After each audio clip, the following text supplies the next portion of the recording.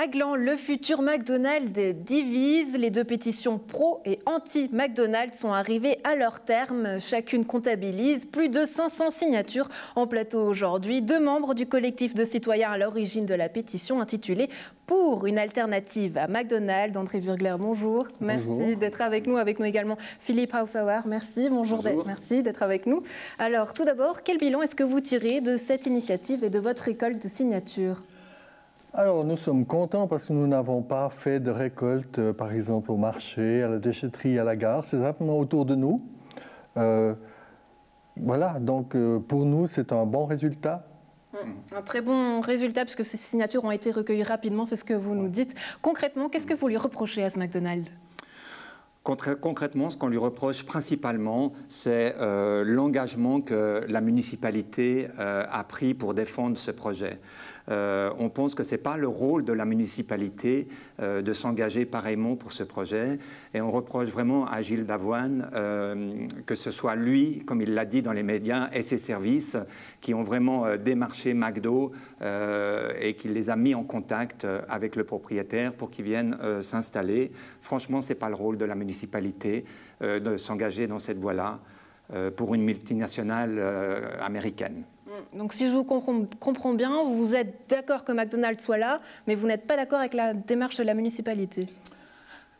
Il y a une nuance. Oui, il y a une nuance. Disons qu'il est vrai que notre pétition, elle va dans le sens que la municipalité fasse des propositions pour des projets locaux et régionaux. Elle n'est pas en opposition totale à McDonald's. Bien sûr que on n'est pas vraiment d'accord avec le principe et même pas du tout d'accord, surtout avec le McDrive, qui va générer un trafic important. Et quant à la nourriture qui est servie dans ce restaurant, on peut quand même dire que au niveau de la diététique, ça laisse quand même un peu songeur, on va dire. Quelques éléments donc quand même contre ce McDonald's. André Wurgler, je crois que vous êtes quand même un peu plus réticent que ça. Bah, c'est-à-dire que c'est un principe qui date du siècle passé. Maintenant, donc selon vous, McDonald's est has-been ? Oui. Vieux jeu. C'est genre, oui. Ouais. Parce qu'aujourd'hui, on parle beaucoup de réchauffement climatique. On parle de pollution, de déchets qu'il faut éviter, et c'est exactement tout ce que fait une société comme celle-ci. Donc pour nous, une alternative, ce serait plutôt quelque chose de plus naturel et de local. Il y a beaucoup de commerces locaux, il faut les favoriser, et la municipalité devrait plutôt défendre les commerces locaux plutôt qu'une multinationale.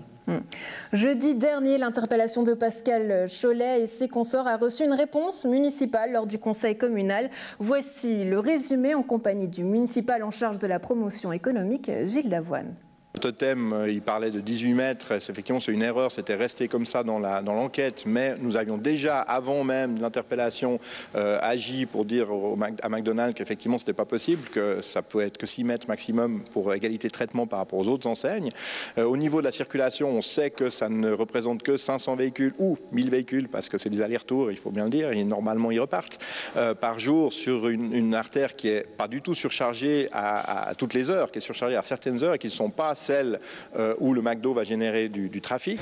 Donc, ce n'est pas ça qui va générer un vrai problème. C'est d'autant que 1000 véhicules sur les 24 000 de l'avenue du Mont-Blanc, ce n'est pas non plus quelque chose de très important.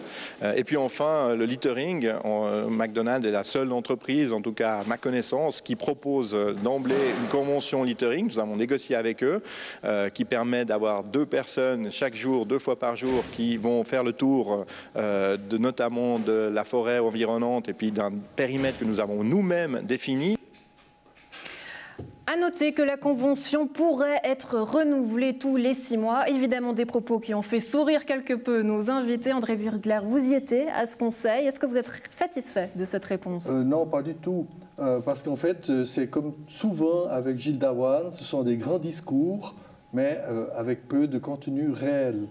C'est un avocat, donc il sait causer, ça c'est évident, mais ça s'arrête là, malheureusement. Et d'ailleurs, il y a une grande contradiction, je ne sais pas si... J'ai l'impression que vous en faites quelque part une attaque personnelle. En partie, parce que c'est lui qui a mené ceci. Alors, bon, la municipalité agit de manière collégiale, c'est clair.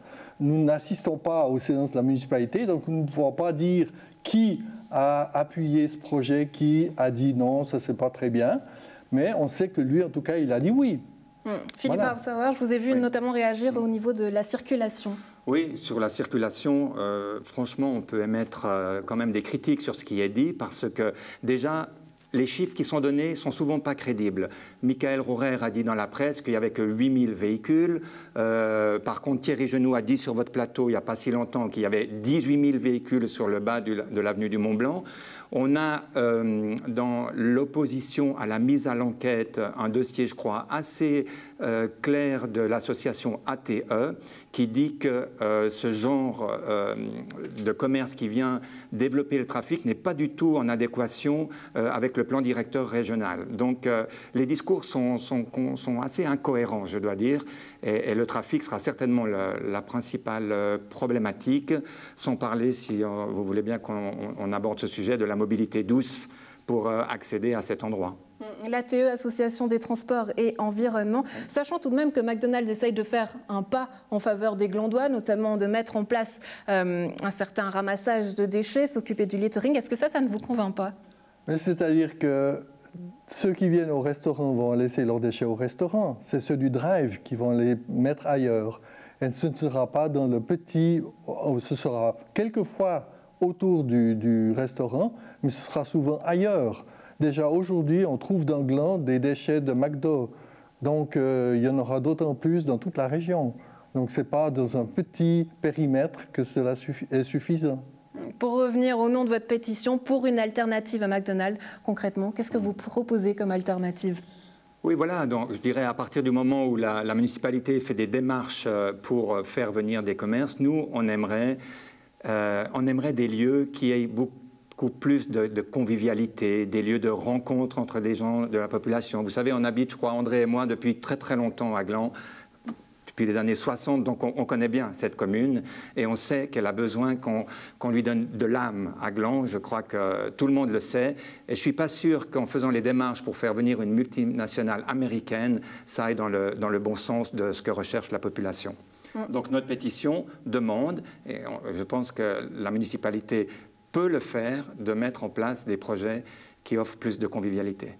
Aujourd'hui, le projet est renvoyé au canton et s'il est conforme à la loi, l'exécutif n'aura pas d'autre choix que de donner son feu vert. Quelle sera la suite pour vous, André Wurgler? Alors, le problème, c'est maintenant les oppositions. Elles devront être levées si vraiment ils estiment que le projet est correct. Or, dans la mise à l'enquête, il y a des erreurs. Donc, nous pourrons toujours relever ces erreurs et aller plus loin s'il le faut. Jusqu'où est-ce que vous êtes prêt à aller? Alors ça, ben évidemment, on n'a pas les moyens d'une multinationale, ça on verra, mais il faut faire durer la chose pour montrer qu'il y a une opposition. André Wurgler, Philippe Haussauer, merci beaucoup d'avoir été avec nous, à très bientôt. Merci. Merci.